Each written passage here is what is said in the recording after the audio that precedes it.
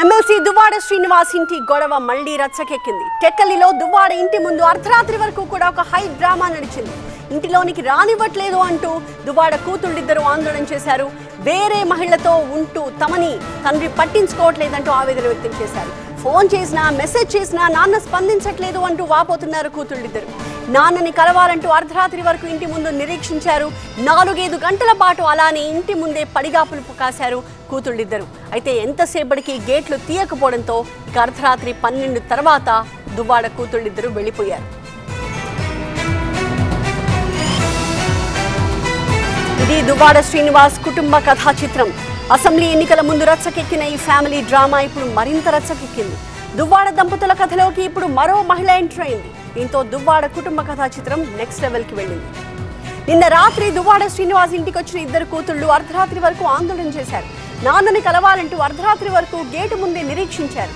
ఇంటి గేట్లు ఎంతసేపటికి తీయకపోవడంతో 4-5 గంటల పాటు అలానే పడిగాపులు కాశారు. ఇంతకీ గేట్లు తెరవకపోవడంతో ఇక చేసేదేమీ లేక వెనుతిరిగి వెళ్లిపోయారు ఇద్దరు కూతుళ్లు. మా నాన్న మాకు కావాలి అంటున్నారు దువ్వాడ కూతుళ్లు.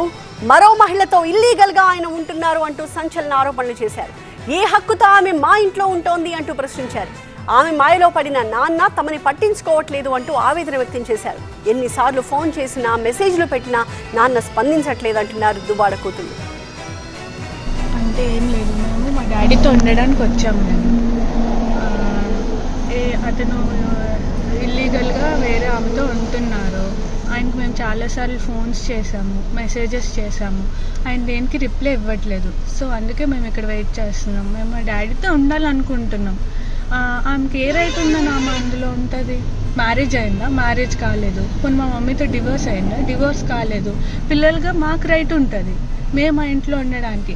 ఆమె ఎవరు లోపల కూర్చొని డోర్లు ఇవన్నీ ఏం చేసి లాక్ వేసేసి మాకు రానివ్వకుండా ఉండనివ్వడానికి ఆమె ఎవరు?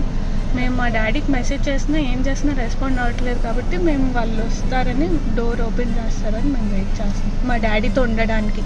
మాధురి దివ్వల ఆమె సర్నేమ్ కూడా. ఆమె ఏంటి అంటే చాలామందిని ఇలాగే ట్రాప్ చేస్తారు ఆమె. ఒక్కరు కూడా కాదు, ఒక పోలీస్ ఆఫీసర్తో నేను విన్నాను, నాకు ఇది కన్ఫర్మ్గా తెలియదు కానీ పోలీస్ ఆఫీసర్తో ఒక అమ్మాయి ఎవరు ఉందంట. ఆల్రెడీ తనకి కూడా మ్యారేజ్ అయిపోయింది ఎవరితోనో, వాళ్ళతోనే పిల్లలు ఉన్నారు. ఇలా ఎంతమంది లైఫ్ స్పాయిల్ చేస్తారు తను. అసెంబ్లీ ఎన్నికల టైంలో దువ్వాడ ఫ్యామిలీలో గొడవలు బయటపడ్డాయి. ఎన్నికలకు ముందు టెక్కలి వైసీపీ ఇన్ఛార్జిగా దువ్వాడ శ్రీనివాస్ ని తొలగించి దువ్వాడ వాణిని నియమించడం పెను సంచలనమే సృష్టించింది.